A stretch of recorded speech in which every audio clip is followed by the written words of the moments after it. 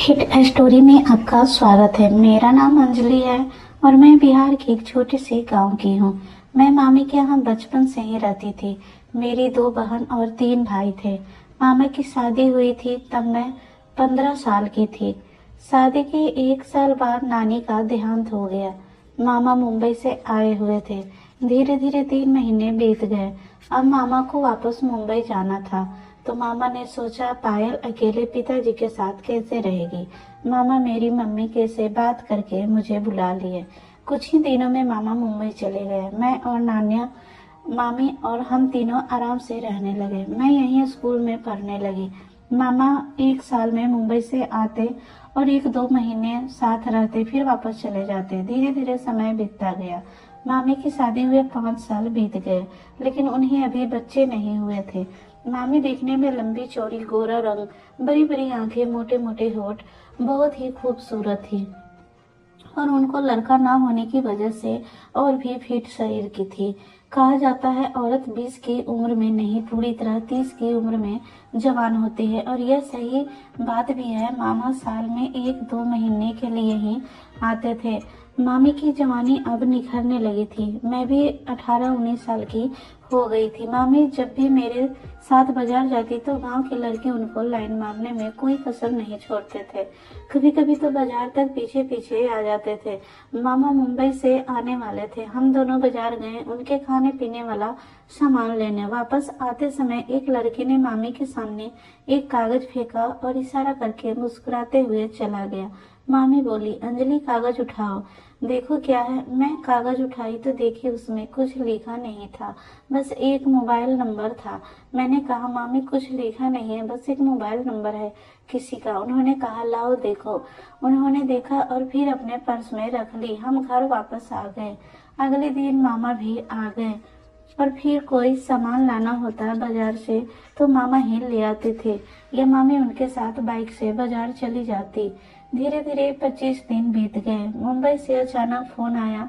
मामा कहने लगे, अब मुझे जाना पड़ेगा, सेठ का फोन आया है, सेठ बुला रहा है, काम ज्यादा हो गया है, इसलिए मुझे जाना बहुत जरूरी है।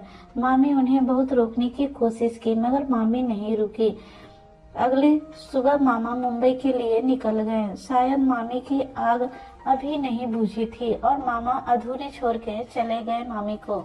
मामा के जाने के 1 हफ्ते बाद कुछ सामान लाना था। मैं और मामी दोनों मार्केट के लिए निकल गए। गांव से मार्केट करीब 3 किलोमीटर दूर थी और तब रिक्शा भी नहीं चलता था। घर पर बाइक थी पर नाना बुढ़े थे और लाठी ले चलते थे। हम मार्केट गए। मार्केट करते करते अंधेरा होने लगा। जल्दी जल्दी करके घर के लिए निकले। कुछ ही दूर आते आते पूरी तरह अंधेरा हो गया क्योंकि हमारे पास सामान भी बहुत था। उसे उठाते उठाते हम दोनों थक गए। मामी और मैं धीरे धीरे घर की तरफ आ रहे थे। अचानक हमारे पीछे से एक बाइक आई और हमारे आगे रुक गई। अंधेरा होने की वजह से उसका चेहरा साफ दिखाई नहीं दे रहा था। वो वही लड़का था जो मामी के आगे नंबर फेंका था। बोला, अरे भाभी, आप इतनी रात को कहाँ से? मामी कुछ नहीं बोली। हम धीरे धीरे चलते रहे। फिर उसने कहा, अरे भाभी डरो मत, मैं वही हूँ जो आपके आगे नंबर फेंका था। आप तो फोन की नहीं अभी तक, नहीं तो आप, हाँ, आज हम दोनों दोस्त होते। डरो मत, इतना सामान ले आप लोग कब तक घर पहुंचोगी? अभी यहाँ से घर बहुत दूर है। फिर मामी बोली, ठीक है। मामी कहने लगी, अंजलि तुम पहले बैठो। मैंने कहा, नहीं मामी, पहले आप, फिर मैं सारा सामान लेकर बैठ जाऊंगी। मामी मुस्कुराते हुए उसके कंधे पर हाथ रखी और बैठ गई। मैं भी बैठ गई सारा सामान लेके। हम लोग 10-15 मिनट में घर पहुंच गए। घर तक आते आते मामी पूरी तरह नीचे से गीली हो गई क्योंकि जब भी बाइक थोड़ा खुलती तो मामी के अंग उसके पीठ को रगड़ते। घर के बाहर बाइक आगे रुकी। मामी उतरी और सीधा घर के अंदर भाग गई। मैं सामान उठाने लगी तो लड़का बोला, जिसका नाम समीर था। समीर बोला, अपनी मामी से बोल देना अगर कोई काम हो या मार्केट जाना हो तो मुझे आधी रात को भी फोन कर सकती हैं। मैंने कहा, ठीक है। मैं सारी बात मामी को बताई। मामी एक हल्की सी मुस्कान दी और कहा चलो खाना खाते हैं। मैं नाना के लिए खाना ले गई क्योंकि नाना एक कमरे में सोए पड़े रहते थे। दिन में एक दो बार ही बाहर निकलते थे, शाम होते ही कमरे में चले जाते थे। हम लोगों ने खाना खाया और सो गए। करीब 5 ही दिन बीते थे। अचानक मामी की तबीयत खराब हुई। उन्हें बहुत तेज बुखार था। मैंने कहा मामी चलो दवा ले लो। उन्होंने कहा अंजलि मैं बिल्कुल भी चल नहीं पाऊंगी। तब मुझे याद आया समीर ने कहा था मामी से पूछी। मामी समीर का नंबर कहाँ है? उन्होंने कहा मेरे पर्स में देखो वहीं होगा। मैं नंबर निकाल के उसे फोन की। समीर आया और हम मामी को हॉस्पिटल ले गए। कुछ ही घंटों में मामी को आराम हो गया। हम घर वापस आ गए। उसी दिन के बाद मामी उसे फोन करने लगी। रात में भी दिन में भी दोनों में दोस्ती बढ़ने लगी। फिर मामी को दवा लेने जाना था। मामी कहने लगी अंजलि तुम घर का काम देख लेना, तब तक मैं समीर के साथ दवा लेकर आ जाऊंगी। मैंने कहा मामी आप उसके साथ अकेले जाएंगी? उन्होंने कहा हाँ क्या हुआ, वह तो हमारा पड़ोसी ही है। तो मैंने कहा मामी वो आपका दीवाना है, कहीं अकेले पाके आपकी ले ना ले। मामी मुस्कुराते हुए बोली नहीं नहीं वो ऐसा नहीं है। मुझे कुछ गड़बड़ लगा। फिर मैं बोली ठीक है आपकी मर्जी। समीर आया और उन्हें अपने साथ ले गया। मामी करीब 3 घंटे बाद घर वापस आई। अरे मामी आज तो बहुत लेट कर दी। उन्होंने जवाब दिया हाँ आज हॉस्पिटल में कुछ ज्यादा भीड़ थी इसीलिए दवा लेने में देर हो गई। मामी ने बुर्का पहन रखी थी। मैंने कहा ठीक है मामी आप कमरे में जाकर तब तक नकाब उतार कर नहा लीजिए, मैं अभी आपके लिए पानी लाती हूँ। उन्होंने कहा ठीक है और वो अपने कमरे में चली गई।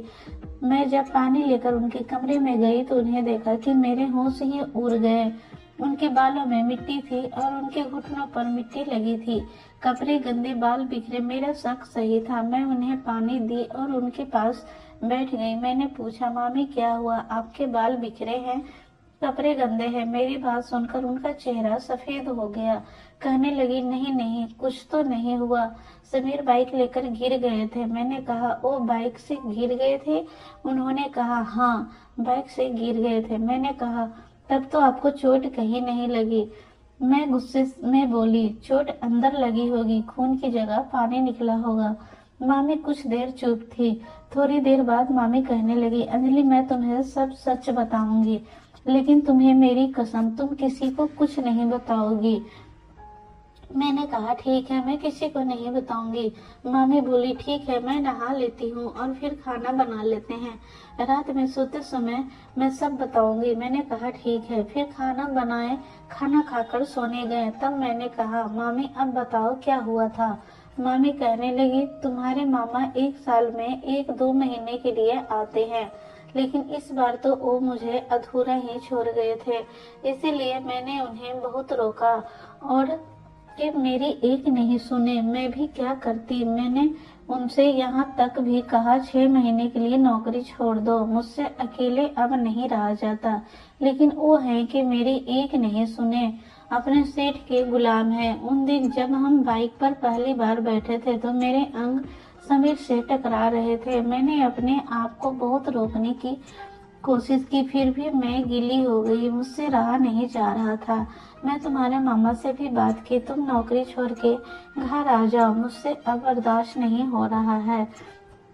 उन्होंने कहा अभी कुछ दिन रुको, तभी तो 1 ही हफ्ते हुए हैं आए हुए, और वो फिर इधर उधर की बातें करने लगे। तुम्हारे मामा के मना करने के बाद मैं समीर से दोस्ती करने लगी, वो भी मुझ पर मरता था। धीरे धीरे बात होने लगी और आज जब मैं दवा लेने गई तो जाते समय हम दोनों ही अकेले थे। दवा लेकर आ रहे थे, रास्ता सुनसान था, मुझसे रहा नहीं गया, मैंने उसे पीछे से कसकर पकड़ लिया। समीर कहने लगा अरे भाभी अब क्या कर रही हैं? मैंने कहा जिसके लिए तुम मेरे पीछे पड़े थे आज वो तुम्हें करने का मौका है। तो समीर कहने लगा अरे भाभी नेकी और पूछ पूछ में तो क्या आपके जवानी के बहुत से दीवाने हैं।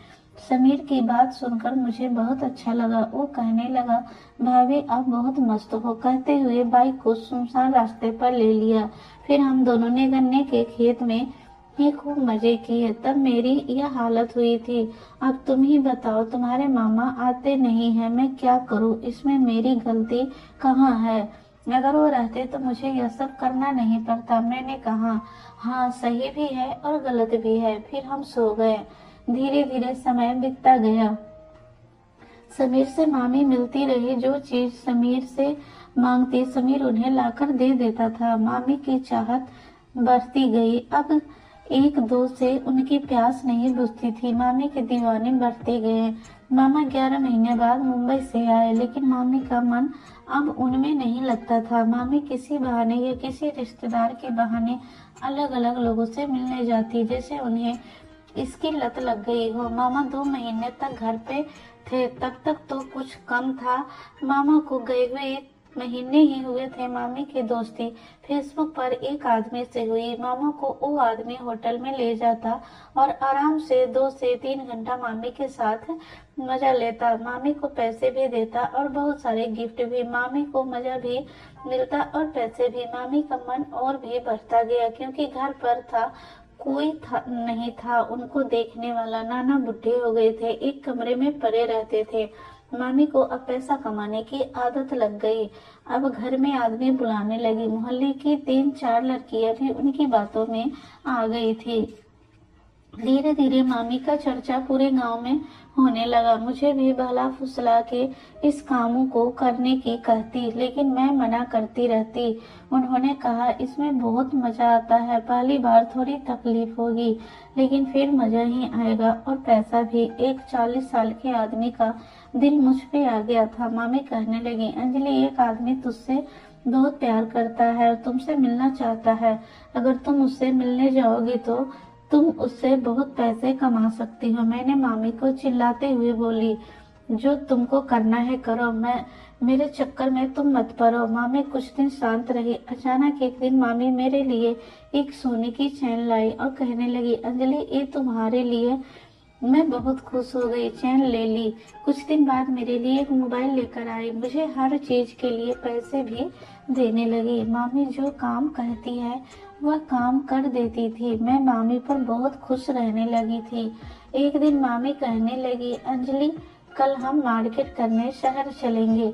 मैं तुम्हारी पसंद के कपड़े और भी चीजें दिला दूंगी। मैंने कहा, हाँ ठीक है, मैं सुबह तैयार हो जाऊंगी। मुझे बहुत खुशी हुई कि मामी मुझे अपना समझ रही है और सुबह तैयार होकर हम निकल गए। शहर पहुंच के हम कुछ कपड़े और बाकी चीजें भी ली। मार्केट करते करते 1 बज गए थे और धूप भी बहुत तेज थी। मैं बहुत थक गई थी और भूख भी लगने लगी थी। मैंने कहा, मामी भूख लग रही है और मैं थक गई हूँ। उन्होंने कहा, ठीक है, यहाँ पास में एक होटल है, वहां चल के खाना भी खाते हैं और कुछ देर आराम भी कर लेंगे। हम होटल में गए।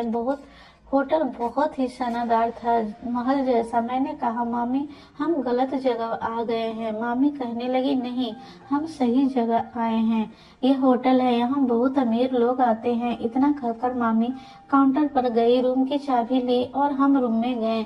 मामी खाना मंगवाई, फिर हम दोनों खाना खाए। मैंने कहा, मामी अब चले? मामी कहने लगी, नहीं, अभी रुको, रूम 3 घंटे के लिए है, थोड़ा आराम कर लेते हैं, बेड है उस पर लेट जाओ।